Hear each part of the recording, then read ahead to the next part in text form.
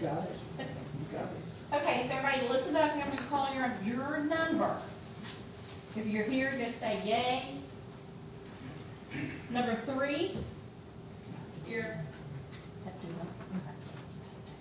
Oh, I'm sorry, I'm gonna do names too. Libby Case, number 5. Patricia Duggar, number 6. Sean Bryant, number 7. Here. Pamela Motha, number 14. Here. Mary Beth Kaiser. Here. Adam Hightower, Here. number 22. Charles Hupsch, Charles Donald, number 23. Robert Waterbury, Here.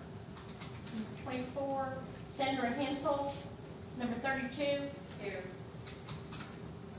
Martin Parrish, number 33. Michael Spanton, number 38. Here. Suzanne Hobbs, number 41. Here. Bridget Schumacher, number 42.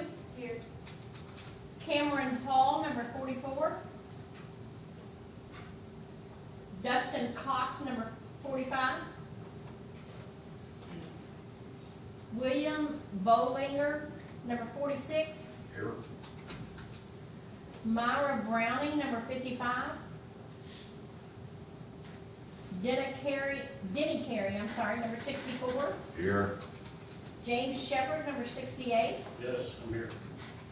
Betty Jo Pape, number 71. Here. Carol Taylor, number 78. Rebecca Osterman, number 80. Here. Regina Ramsey, number 82. Here. Ronald Miller, number 85. Here. Ronald Caravan, number 94. Here.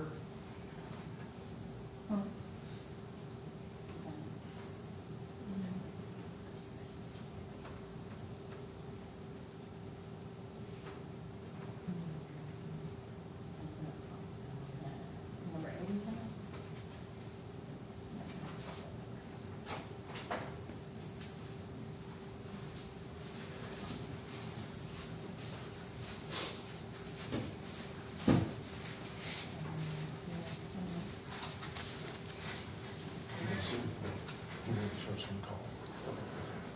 Brenda Jones, number 95.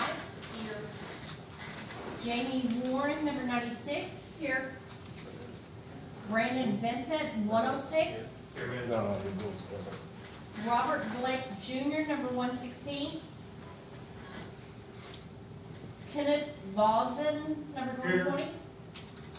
Sandra Kamek, number 126. Here. I am so sorry if I mess up y'all's names. Hubert Wilkerson, number 133. Brittany Stevenson, number 140. Aaron Gersh, number 144. Here. Lucas Hoskins, number 151. William McAllister, number 156. Here. Cliff Bentley, number 163. Jennifer Henderson, number 164. Oh. Jessica Lozowick, number 174. Here. I'm so sorry, man. Stephen Hutchinson, Here. 177. Here. Amy Waite, 178. Here. Cassie Allstat, 192. Here. And Melissa Pike, 194. Is there anybody here, the number that I have not called? What's your number, hon? 73. 73? Right? 75 Campbell.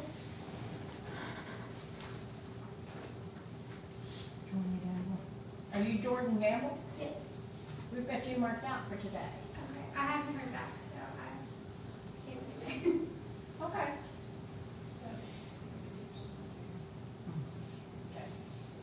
Okay, anybody else? Okay, we'll let the judge know that we're ready, and she should be out in just a second.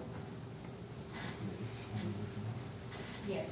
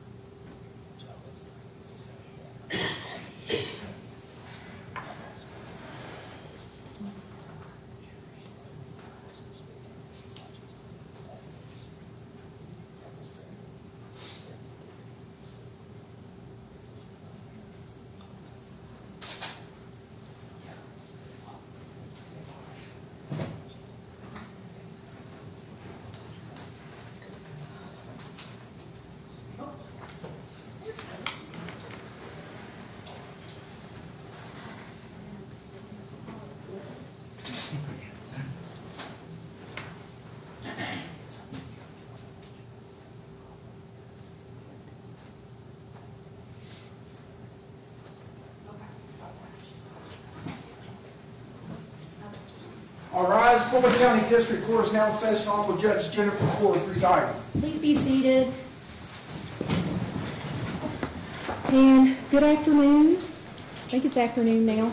I am Judge Porter. I'm your district judge here in Bullitt County. You've been called in today for a jury trial. We are going to go through a process in which we call voir dire, doesn't matter how you say the word. Basically what it means is these attorneys over here are gonna ask you some questions. All we're trying to do is to select a fair and impartial jury. I might ask you some questions. Before we get started, everyone that is on the jury panel, if you could please raise your right hand.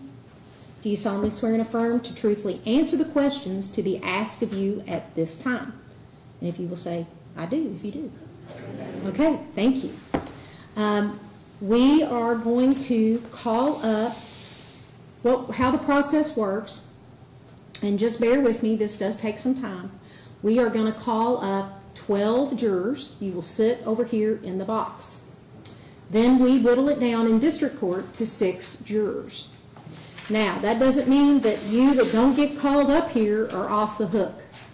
You need to be listening to the questions. Does anybody have a hearing issue, a hearing problem? Okay. We have some little couple of pair of headphones that will help you if you have any hearing issues. But what I was saying, we'll call the 12 up. But all of you all out there, you need to be paying attention to the questions, because what could happen is they could be excused, then we'll pull another person up. Then we whittle it down to 6. So I've had somebody one time get mad at me because they didn't get chosen, and they'd been up here this whole time, and then they didn't get It's just the way that it works. So what we're going to do first, we're going to call up those 12 names, and if you hear your name and your number, if you would please come forward and just have a seat right over here. Juror number 14, Pamela Malta. And Your Honor, how are they going to be seated? Are they going to be in the back left to right or right to left? My bailiff will, he's going to instruct them on the back row. They'll go, yeah. Right to left. Thank you. This way. Juror number 15, Mary Beth Kaiser.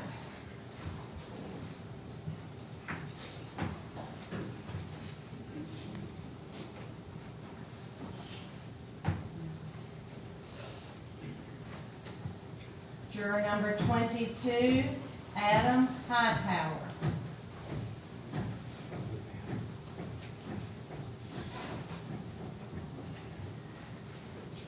Juror number 41, Suzanne Hobbs.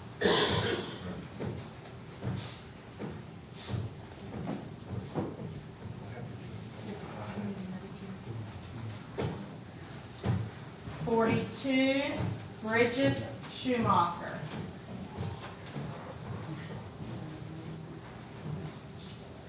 46, William Bollinger.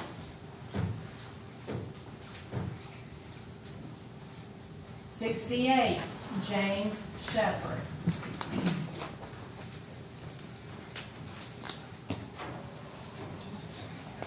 71, Betty Jo Pate.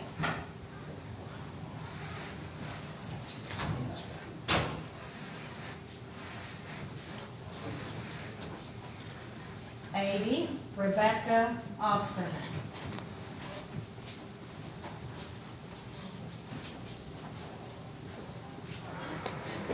94, Ronald Caravan.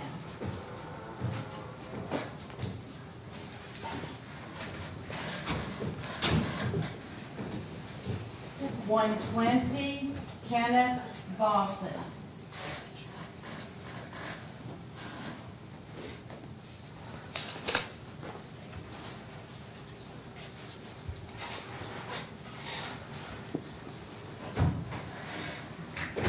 174, Jessica Lozowicki.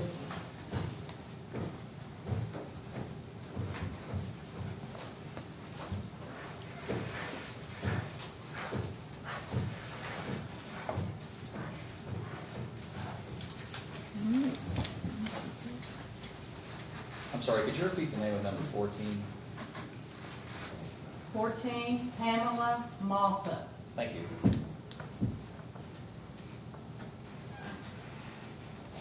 All right. And we're going to call the case of Commonwealth of Kentucky versus Edward Hall. And would the Commonwealth like to start?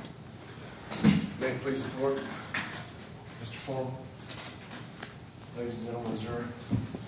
Let me turn this around just a bit. Thank you. First of all, my name is Donald Armstrong Jr. and I'm an assistant Bullitt County attorney. On behalf of I do represent the Commonwealth here today. When the judge told you that the case is Commonwealth versus Edward Hall, I represent the Commonwealth in this matter, and on behalf of the Commonwealth, I'd like to welcome you here. I know you all have better places to be on this Friday afternoon, but our jury system would not work if it wasn't for people like you who would, I think jury duty is probably the second most important civic duty that we have, voting being the first and jury duty being the second, so thank you for being here today. The judge told you that what we're going to do here is called voir dire, some people pronounce it one way, some people pronounce it another, which is a bunch of questions that we're going to ask you. The judge may ask you some, I can ask you some, Mr. Forman on behalf of Mr. Hall can ask you some. We're not trying to pry into your personal life, although I say that, and yet, yes, we are. We're trying to pick a fair jury. You've all heard that defendants are entitled to have a fair trial, but so is the Commonwealth. So what we're trying to do is pick a jury that can be fair to both Mr. Hall and be fair to the Commonwealth and come to a resolution after they've heard all the facts. You understand that? Okay. Does anyone here know Mr. Hall? Okay. The witnesses that I will present for the Commonwealth today are both Mount Washington police officers, and they're sitting here behind me. One is named Ben Norris, this gentleman here, and one is Austin Batcher. Does anybody know these two gentlemen? And you are, I'm sorry, Mr. Shepherd? Yeah. And which one do you know? Ben. And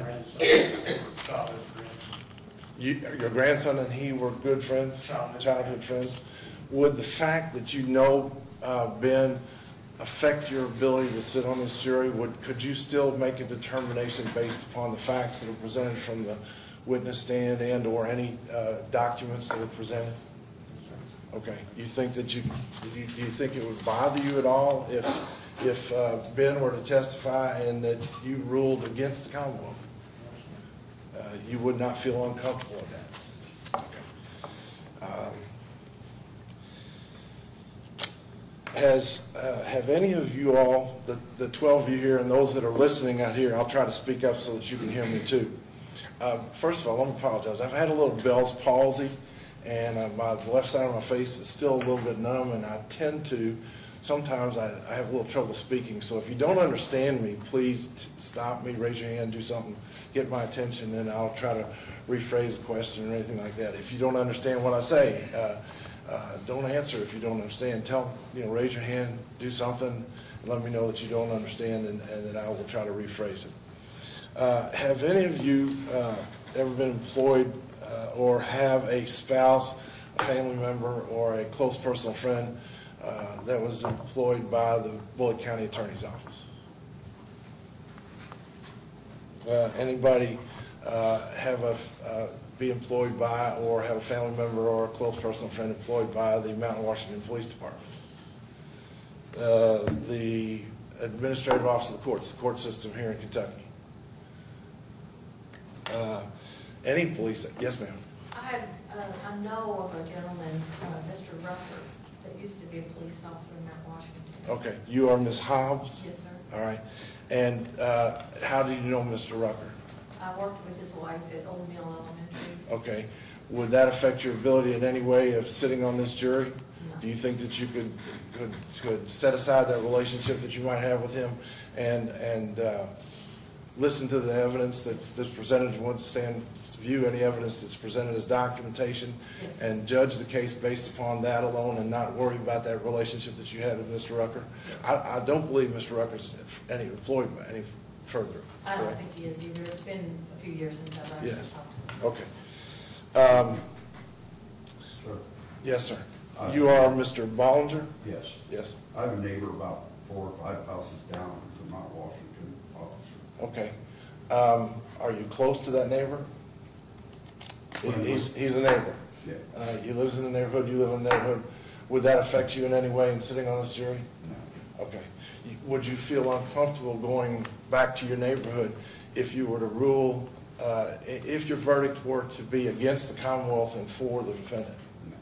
All right. It would not hurt you in any way? No. Okay. Does anybody have a spouse, close personal friend, yourself, that is employed by any police department? Okay. Any law office? Does anybody know any attorneys or anybody who works for an attorney? Okay. Are any of you all affiliated with MAD, Mothers Against Drunk Driving? None? All right, thank you.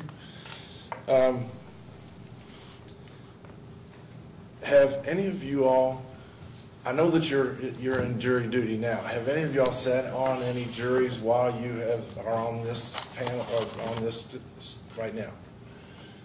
None? Have any of you all? You say that again? How long ago? Well, I'm going to ask you that in a minute. The original question is this panel that you're on right now, the time that you're now here and you're able to be called. Have you sat on any juries recently? All right. Have any of you all ever sat on a jury? All right. All right. I got a head shake on Ms. Malta, is it? Malta. All right.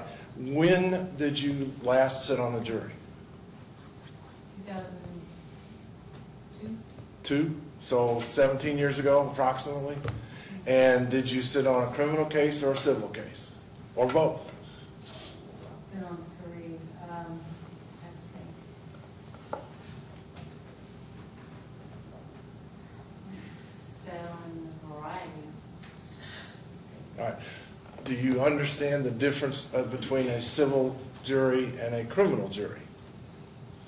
It has to do with, in this instance, my question is, it has to do with the burden of proof. I have the burden of proof in this matter to prove beyond a reasonable doubt that the defendant is guilty of everything that the Commonwealth says he's guilty of. Do you understand that?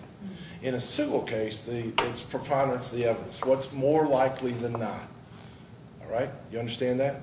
In a criminal case, it's beyond a reasonable doubt. Now, that's not beyond all doubt. That's just beyond, what would a reasonable person believe? Do you understand that? Okay. And I guess what I'm getting at is that prior jury service, would that affect you in any way? Okay. Yes, ma'am. You also indicated you've been on a jury before? No. Okay. I know you did. You are Ms. Hague? Pape, P-A-P-E? Misheard that then. And Ms. Pape, how long ago did you serve on a jury? 90. So it's been quite a while. Do you remember whether it was a criminal case or a civil case? I really don't, Okay. it's been too long ago. Okay. Do you understand what I went with Ms. Malta as to what the difference is between a civil jury and a criminal jury? Okay. That the Commonwealth has the burden of proof beyond a reasonable doubt on each and every element of the offenses. You understand that? All right. Was anybody else on a jury? Has ever served on a jury? Okay. Thank you. Again, thank you for being here, because again, like I said, I think jury duty is probably the second most important civic duty that we have. Have any of you ever been stopped by a police officer? Almost all of them. Me too. Me too. All right. You didn't raise your hand. You didn't raise your hand. You did. Okay. You are Mr. Hightower? Yes. Mr. Hightower, did you deserve to be stopped? Let me ask you that. Yes. Yes, okay. Were you treated fairly? Yes. Do you have any dislike for police officers based upon your experience with them? No. Okay. And I think Ms. Hobbs? Yes? And Speaking. you were speeding and you were stopped by a police officer? State trooper. State trooper? Did he treat you fairly? Do you have any animosity towards any police officers? All right. And yes, ma'am, you are Ms. Shoemaker, and you were stopped by a police officer? Yeah. And did you deserve it? Yeah. Okay. I've been stopped by a police officer too, and I deserved it. Were you treated fairly? Yes. Do you have any animosity towards a police officer? The fact that you got stopped, would that affect you in any way in this trial today? Can you set that aside and listen to what goes on at the testimony and base your judgment on the facts that are presented in this case? Yes, Mr. Bollinger, you were stopped? Speaking.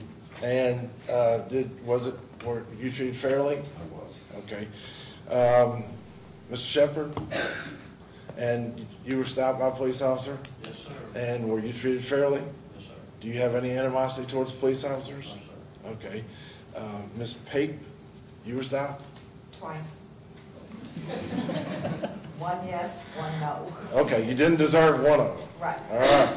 Let me ask you a question. Did you fight it? Did you come No. to a courtroom like this and say, I'm not guilty and I want to have a trial? No, because it was in Tennessee. Okay. The only reason being it was in Tennessee? Right. Okay. I went to school in Tennessee, and I might understand that. Okay. I assume then you just paid the ticket? All right. Did you think that you were treated fairly? No. Okay. Would that experience that you had in that one in Tennessee, would that experience bother you in any way in this trial today? No, I don't think so. Okay. The other tickets you got, was you said you deserved it? Yeah, it was in Hillview. Okay. Ms. Osterman, you raised your hand. Oh, you were the first one to raise your hand as well. You were stopped by a police officer? Yes. And did you think it was fair? Yes. Were you treated fairly? Yes. Do you have any animosity towards police officers? No. All right. Do you, and I'm sorry, Mr. Is it Caravan? That's right. Mr. Caravan, were you stopped by a police officer? Yeah, a few times. A few times. Again, I gotta say that I've been stopped several times, not in Kentucky though, in Michigan a lot, and Tennessee, by the way. Were you treated fairly? Yes. And do you have any animosity towards police officers? No, sir. All right. And Mr. Volston, Yes. were you stopped? Yes. And were you treated fairly? Yes. Do you have any animosity towards the police officers? No. Okay. And it's Lois, Low and Wiki. That's what I wrote down here, and I just can't, for some reason, I can't pronounce it. Okay, Lowe's and Wisdom. Wiki. You were stopped by a police officer. Yeah. And were you treated fairly? Yes. And you have no animosity towards police officers? No. And the reason I'm asking these questions is this. I'm going to present to you two witnesses, both of which are police officers.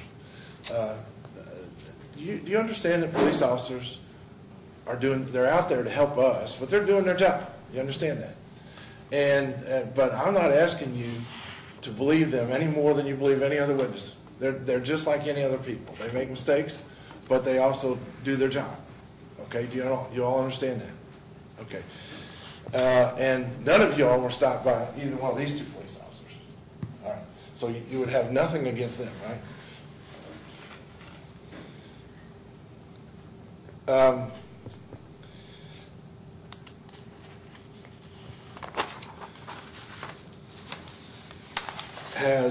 Have any of you ever been offended by a law enforcement officer? Okay. Does anyone believe that a law enforcement officer is more trustworthy than a normal citizen? Does anybody believe that a law enforcement officer is less trustworthy than an ordinary citizen? Do any of you all consume alcoholic beverages? Yes? Raise your hands, please. Okay. You understand there's nothing illegal about consuming alcoholic beverage, correct? Technically, it's not illegal to drink and drive. It's only illegal to be under the influence when you're driving. You understand that?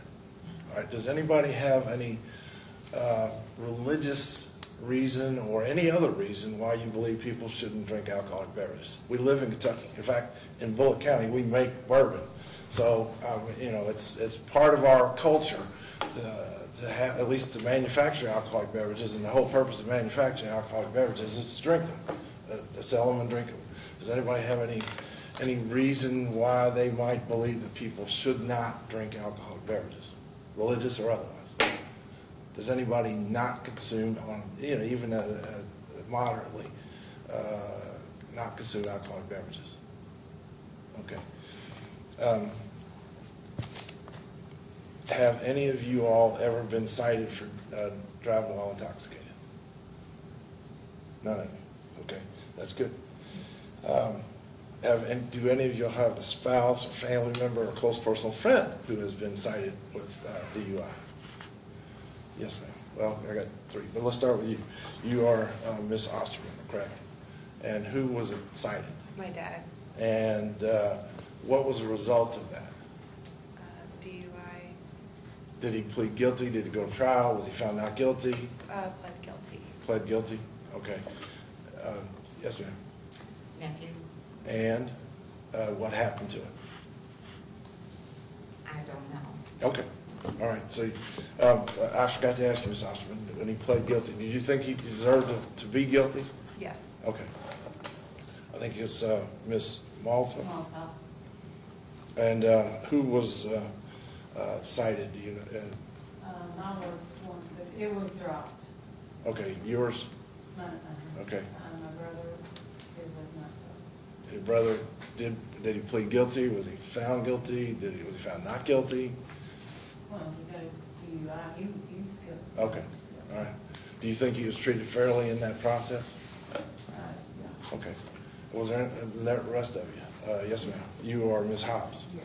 My father, when I was a teenager, all I know is he went to jail for overnight. I don't know whatever happened. Okay. And then I had a brother that, same thing. Okay. He was a teenager. Then you don't know what happened to your brother either? Okay. Anybody else? All right, thank you. I told you earlier, we're not really trying to pry into your life, but kind of we are. And so I hate that. If by chance there's a question that I asked that you don't really want to answer in front of everybody, we can go and talk to the judge in private. So I should have told you that earlier. I'm sorry. Do you all understand that? If there's something that, the question that I asked that maybe you might be embarrassed to answer in front of everybody. We can go up there and talk about it, okay? And she can turn on white noise, and the only one that can hear us is the three of us or the four of us. So, do you understand that? I'm sorry, I should have done that earlier. Do any of you all, I don't have your all's sheets, so I don't know for sure. Do any of y'all have any medical training, be it a nurse, doctor, LPN, EMT, anything like that? Obviously. And you are, and where do you work? North Suburban. All right. In what department do you work? Okay, you're not in the emergency room or anything like that? Okay. Have you had dealings with people who are intoxicated? All right, and obviously in pre-op or op, you're not going to operate on them while they're intoxicated, correct? You're going to send them home, or you're going to wait, one or the other? Yeah. Okay. My wife is a nurse. That's one way. She taught nursing at the University of Louisville for 15 years.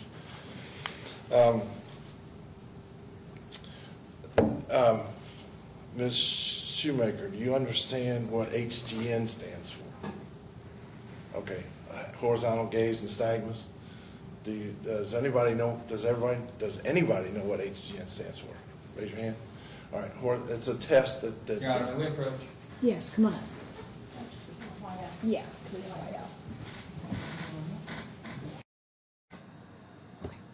think the prosecution is jumping the gun and then trying to testify about what HGN is. It should be coming from our witnesses, not the prosecution. Response to that. Well, I'm not trying to jump the gun, but I can understand where Mr. Forman's coming from. I'll back off the question. All right, thank you. We can go back on. There we go. I'm going to go on.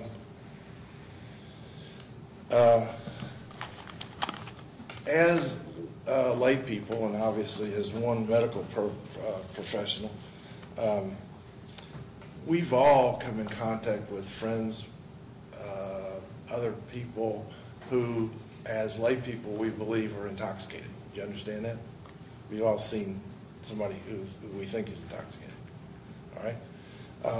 Do you understand that a lay person can indeed tell somebody is intoxicated? All right?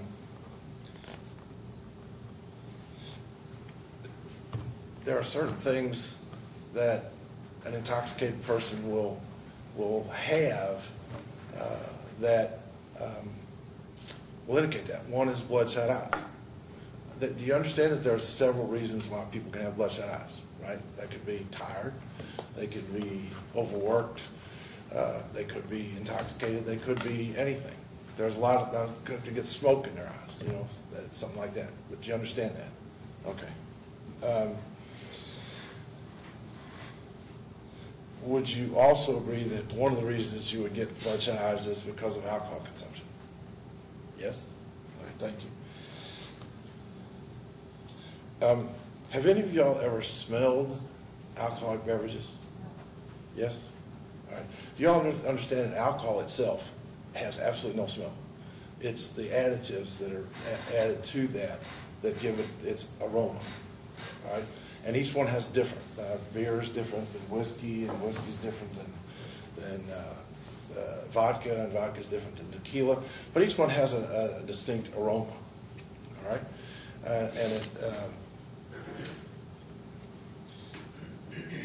Y'all understand that the aroma comes from the additives that are the substances that are added to the alcohol in order to give it a flavor. Correct? Have any of you all ever been a witness in a trial? Okay. None? Okay. And have any of you all ever been in an automobile accident involving a driver who was alleged to be intoxicated? Ms. Malta, when did that occur? 80s. And it was, what was the result of of that accident? She ran into the back of us and somebody helped her get out of her car and get her car to her apartment. That's it. There wasn't Nothing that occurred after that? Okay, anybody else? All right, thank you.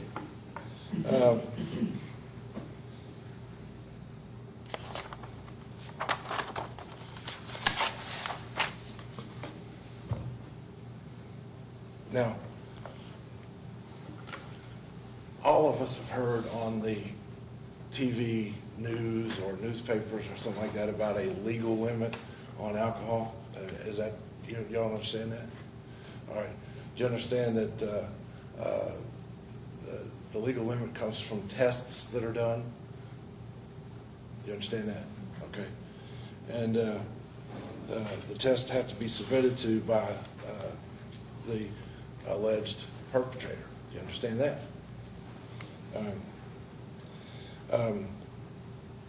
Would the fact that there's not going to be a test result in this trial affect you in any way? Yes. Okay. Tell me why. You are Miss Pear, correct?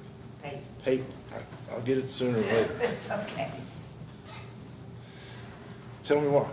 I just think that because I know myself, I can't walk a straight line. And if somebody stopped me and I had to walk a straight line, it's not going to work because I would appear drunk. Okay. What if there were other matters to indicate intoxication? I'm not going to be able to give you a number, all right? We all know that .08 is a number, okay? And you hear on the news all the time, well, you know, they did a blood test or they did a breathalyzer or they did a whatever test it was and he came back as double the amount. You know, that's stuff that's reported on the news, okay? But in this instance, we're not going to have that, okay? But there are other things that might prove intoxication. Do you agree? Yes. All right. Is there anybody else that would feel bad without having that number? If I prove to you the other impairing actions, would that, without having that number, could you still convict? Okay, and indicating yes. Do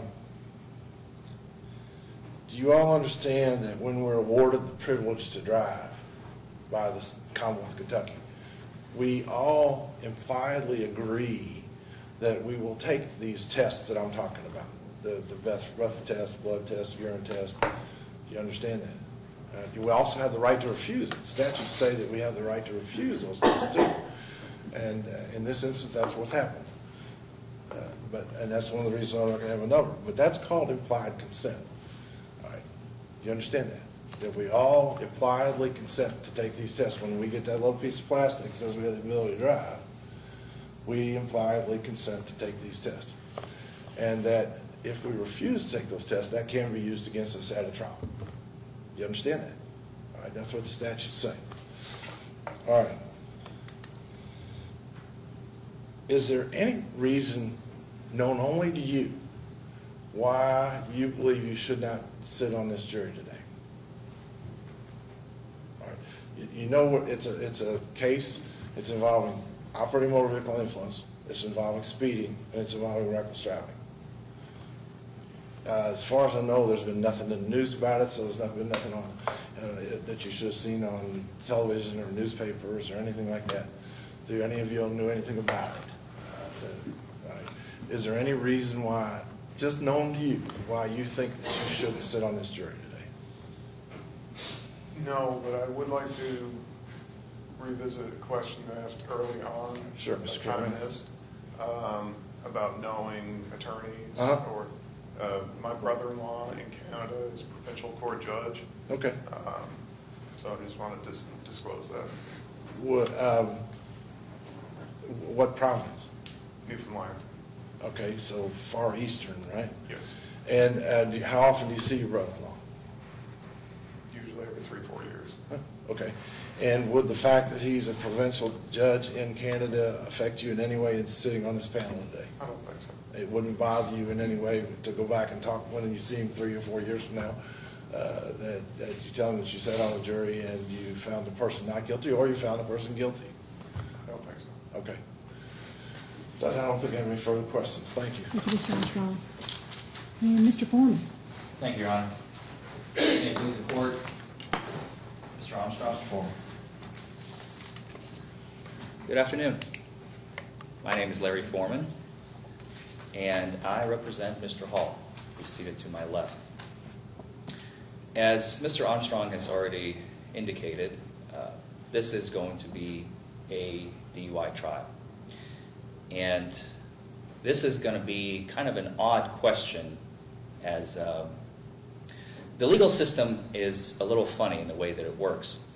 So the question is this: how many of you, when you walk through those doors, have looked at Mr. Hall and thought, see him seated next to me, and thought, well, I wonder what he is presumed innocent of?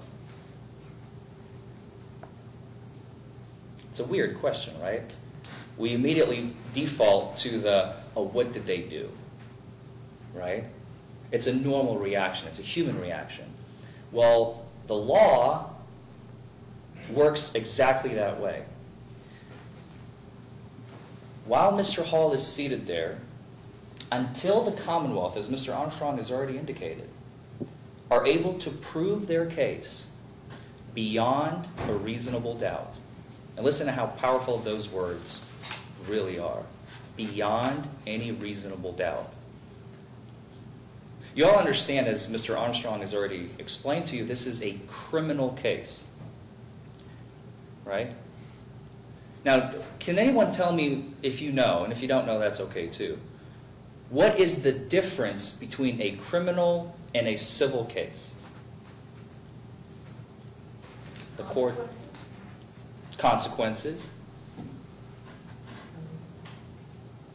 Like in a criminal case, what happens? That's what I'm saying, is it the consequences? That's part of it. That's part of it. What happens in a criminal case? I guess it goes on your record. I really don't know. Goes on your record. You go to jail, right? Okay. Could spend time. Right. You pay a fine, right? Yes. You could lose your license. You mentioned consequences. You're exactly right. Now, what about a civil case? I won't pick on you anymore. I volunteered, so. What about a civil case? Yes, sir. What could be the penalties in a civil case? Generally financial. Financial, right?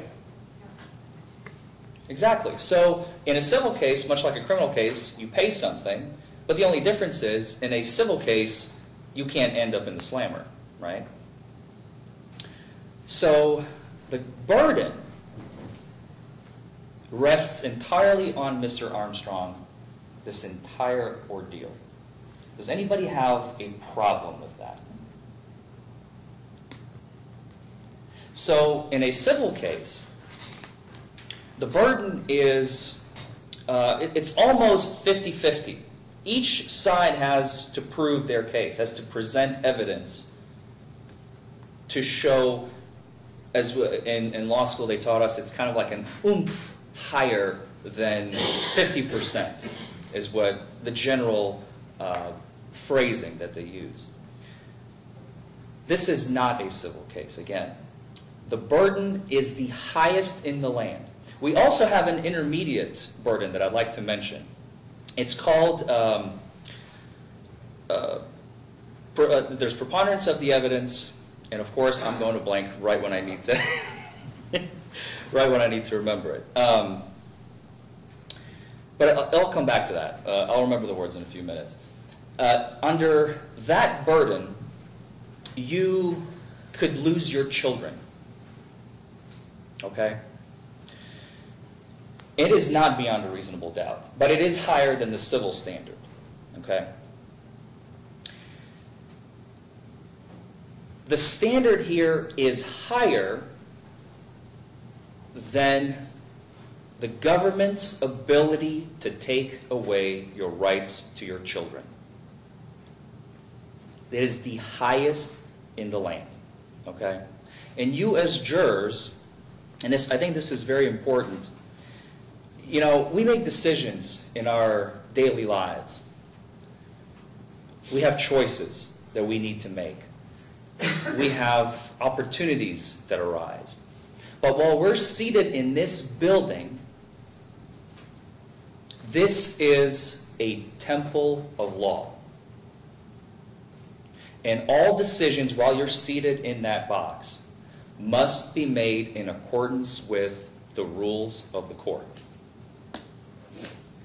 Now, I'm not telling you to leave your common sense at the door. Common sense is always going to be a part of those little antennas that are always with us. But the law requires that we focus on the jury instructions, which you will get at the end, and abide by those instructions and those instructions alone. Does anybody have a problem with that?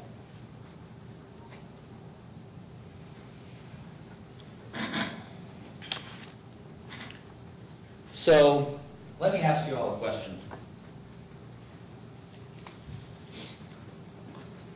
What is my burden here today? Anybody want to tell me? Prove he's innocent. I'm sorry? To prove he's innocent? Does anybody want to, sorry Ms. Hobbs, does anybody want to tell Ms. Hobbs why she is wrong? That's fine. I'm new at this. You're okay. Yes, sir. Because he's assumed innocent until he's proven guilty. He's assumed innocent until he's proven guilty. You want to change your answer? Anybody want to tell me what is my job here today? To protect him. We're getting close. Protect his rights, right? The reality is, my job here is to really do nothing. We can sit here for as long as it takes as Mr. Armstrong presents witness after witness after witness. And if by the time that every single witness has completed testifying, if he has not proven his case beyond a reasonable doubt, what is your verdict? Not guilty, right? So, I'm not telling you that we will do something, but I just want to make sure that you're all comfortable with the fact that we don't have to do anything.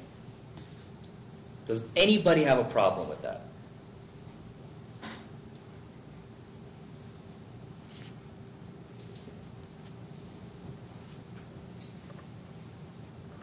You may have heard stories on the news of people getting exonerated for their crimes. How many of you all in the gallery as well, how many of you have heard stories of people getting exonerated for their crimes? Sometimes years and years later, right? Why is that? New evidence? New evidence. What else could happen? False testimony. False testimony. Good behavior? Like if they're in jail, they might get Time off or? That would be earlier release. You're absolutely right. They would not exoneration. Do you understand what exoneration means? Just by claiming? No, I don't get it. A person gets exonerated for a crime they have been found guilty of if something new comes to light, either new evidence or something that has occurred comes to light that maybe should not have happened, okay? Another great reason why people get exonerated is when jurors don't follow the law, okay? So that's why it's important that while we're in this, as I like to call it, temple of law, we follow the rules of procedure that the judge will present you and that we will talk about in closing argument.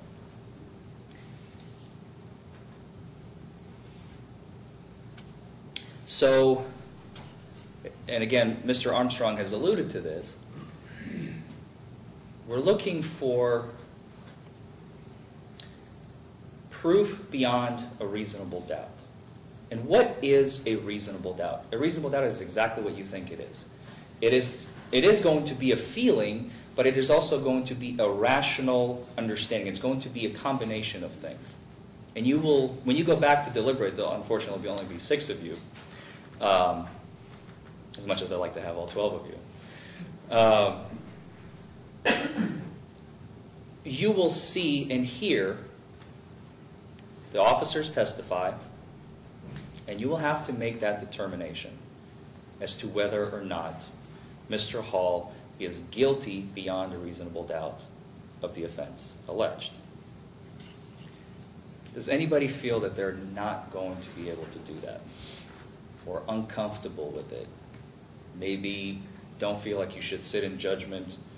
I've heard one juror one time say, I believe it's only God who can judge people. You feel comfortable? Good. Okay.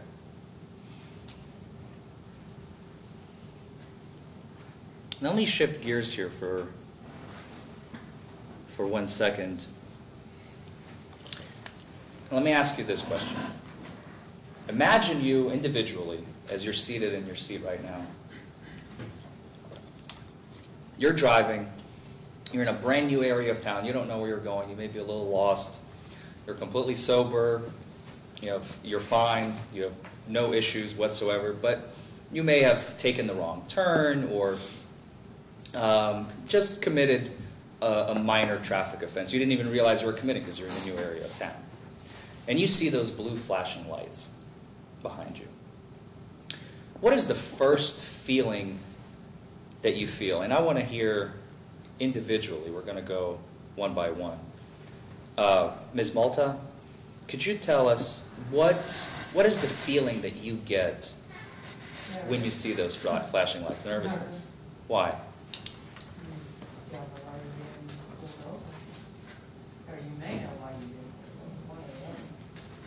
Ms. Kaiser?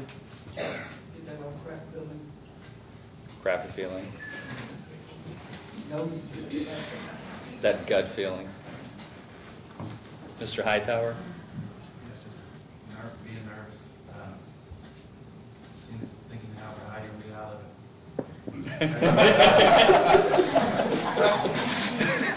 I like that answer. What can I do to get out of it? Ms. Hobbs? Just, well, what the heck did I do, and what's going to happen, the not knowing. Anxiety, I guess. Anxiety. That anxious feeling. Yeah. Ms. Shoemaker? Same thing. Mr. Boland? Just what I do. What did I do? What did I do wrong? Do you feel confident, though? I can explain it to the officer and I'm going to be okay? Or do you get nervous? Oh, I don't get nervous. But if I'm speeding and I know I'm speeding, then, I get it. Well, in my example, you're unfamiliar with the surroundings. You don't even know what you did wrong, right? No, I would just be what I do. Maybe confused. Why are those lights? More questioning. Questioning. And I'm definitely going to butcher this. Jessica? How do you pronounce your last name? Lozowicki. Lozowicki. Yes. Probably didn't get that right. What about you? Be nervous. Nervous.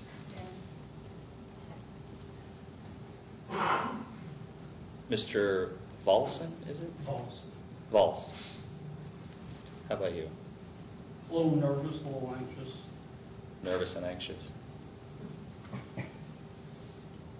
Mr. Kierman? Well, in that scenario, wondering what I did, I always get nervous when I see those lights. And I always think, I don't need this right now. Trying to get this over with as quickly as possible. Yeah. Ms. Osterman? Osterman. Worried, nervous, just anxious. Ms. Pape? Wondering what I did wrong. And Mr. Shepard? Well, I guess at first it'd be panic and then, oh crap, and then I think, well, I'm really lost. And like in your scenario, maybe he started giving me directions. So you're going from one extreme to the other. Sheer panic to, okay, he's here to help me out. Okay. Until he actually approaches, begins talking to you, and you realize, assess the situation, right? Sure. Fair enough. I'm surprised. I've only gotten one confident. Usually I get more. But that's a normal, natural feeling. when somebody who we are unfamiliar with, who's carrying a badge, is going to be approaching our vehicle, the normal, natural reaction is to figure out what is going on. And in this room, I'm not sure if you all realize, we really have two groups of people. We do have a neutral as well, which I'll get to. We have the people. Everyone sitting in the gallery, Mr. Hall, myself, you all. We're the people. This table right here is the exception. This is the government. Mr. Armstrong is the representative of the government, and his police officers are the employees for the government. Now, the judge is neutral. She is just here to be the referee. She has no side. But sometimes the prosecutor, and it's a normal, I feel, human endeavor, because we all want to belong, we all want to fit in. The prosecutor may have even tried, and I felt it as he was talking to you all, to kind of bring you all in to understand that we're in the same group, but that is not correct. You are the people who are going to decide Mr. Hall's fate by the time that we're going to be done here today. Okay? Jurors are the people. Defendants are the people. Does everybody understand that? Does anybody have a problem with it?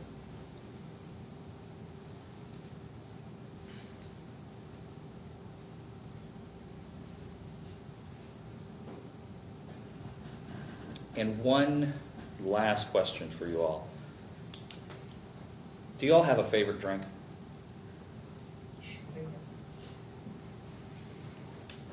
Do you have a favorite drink? Mm-hmm. Do you mind sharing? I like bourbon and Coke. Bourbon and Coke? Don't drink? No, very so. Beer? Sweet tea. Sweet tea. That's fair. That's an answer. You said drink, so I didn't say alcoholic. That's true.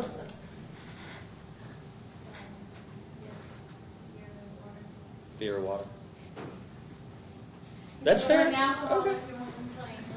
Let's stick with alcoholic. Do you have a favorite alcoholic drink? I don't. I rarely drink. Rarely drink? Yeah. That's fine. I'm not here to pick on you. We're not here to be judgmental or anything. Just curious. You said beer? Bourbon. Bourbon. Rarely drink. Don't really drink? Don't really drink. Don't really drink? Vodka and soda. Vodka and soda?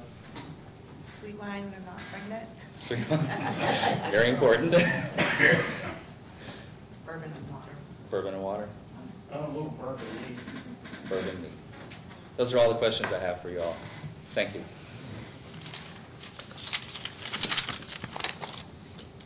Now that you have listened to the attorney's questions, this is what I like to call the speak now or forever hold your peace. Is there anything that might affect your ability to make a fair and impartial decision in this case today? Okay. This is what we're going to do. Those out here that are out here out there, you are going to be excused. If you need a note, anything like that, for whatever you need, for work, for whatever, school, go downstairs, see my clerks, have a fabulous day, fabulous weekend. We appreciate you being here. You all are excused.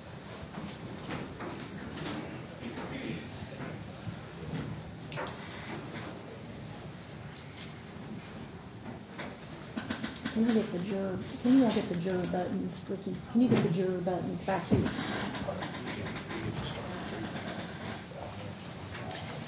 Now for the 12 of you all that remain, I feel like I have to, for the 12 of you all that remain, you haven't heard a lot about the case. However, I am going to admonish you all not to talk to each other, not to talk to anybody about the case, or if someone were to approach you to talk about the case, do not do so. And in fact, if that were to happen, to notify my bailiff, that then would notify me. We're going to take a break for about 40, 45 minutes. If you'll be back here, I don't know if that clock is right. If you could be back here at 1:40, if you could be back here by 1:40, I'm gonna let y'all get some lunch, go take a bathroom break. This is my bailiff, Mr. Miller over here. He's gonna hand out juror buttons, but if you could be back here by that time, and then we will finish with the jury selection. Okay? All right. And you all are excused. All rise for the jury. Get a little piece of jewelry today.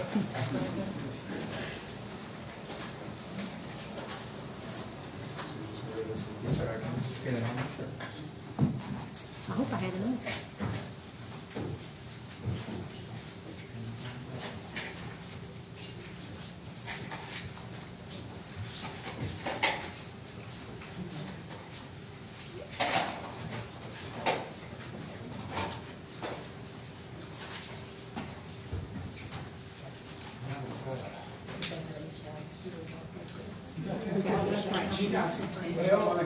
Judge, can you give me the copies? Oh, yeah. Oh, you got two? Okay. I've got two just stuck together. Your pens, my thumb will not fit in there. There. There it is.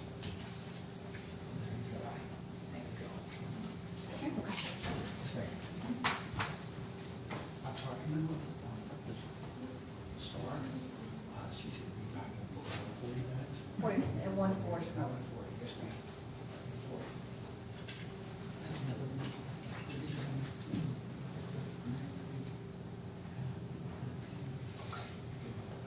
Okay.